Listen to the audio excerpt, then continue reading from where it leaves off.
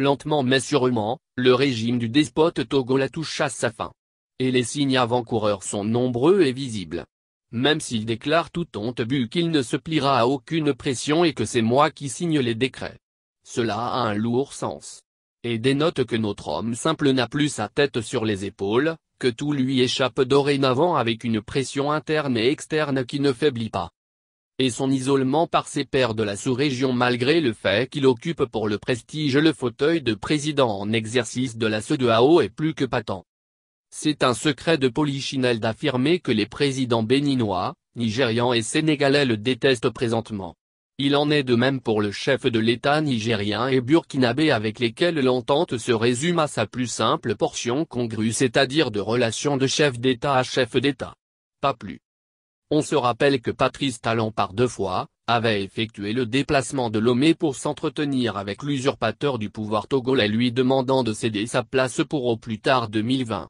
Et par 2 fois, Faure Gnassingbé avait affirmé avoir le soutien de son peuple et qu'il n'est pas au-dessus des institutions, surtout de l'Assemblée nationale qui avait voté une loi appelant au référendum sur les réformes constitutionnelles. Le président béninois craint l'aggravation de la crise togolaise qui verrait arriver sur son territoire un flux de réfugiés et surtout une instabilité politique qui nuirait économiquement à son pays et à la sous-région.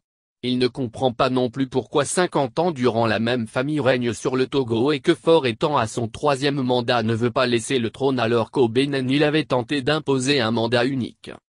En ce qui concerne Macky Sall, démocrate qu'il est, et voulant revenir à un quinquennat, il se demande pourquoi un président pourrait être aussi sourd aux revendications de son peuple et pire permettre de tirer à balles réelles sur les manifestants aux mains nues.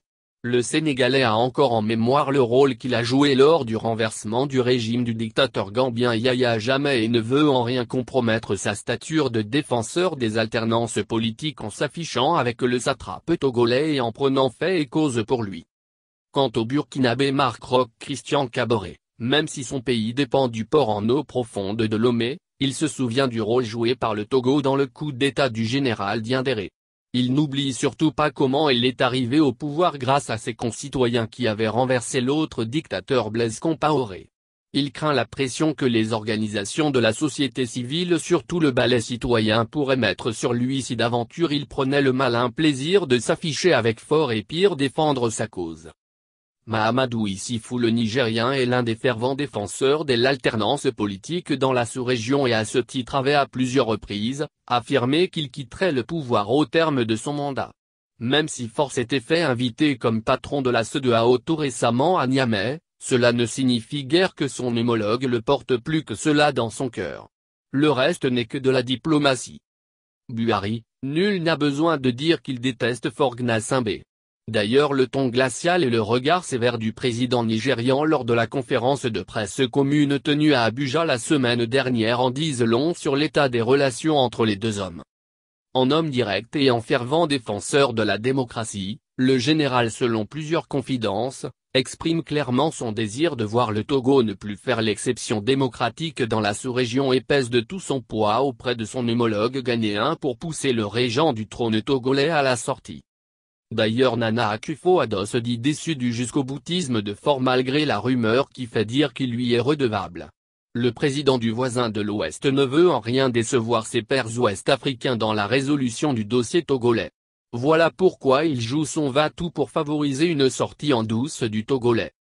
Quoi qu'il en soit, l'entêtement de Faure Gnassingbé à vouloir s'imposer contre vent et marée à la tête de l'État risque de l'emporter très prochainement. Car aucun de ses homologues ne digère plus une longévité au pouvoir et l'exprime clairement. Et les Togolais qui sont vent debout contre lui et déterminés à le renverser malgré la brutalité de ses hommes de main ne fléchiront pas.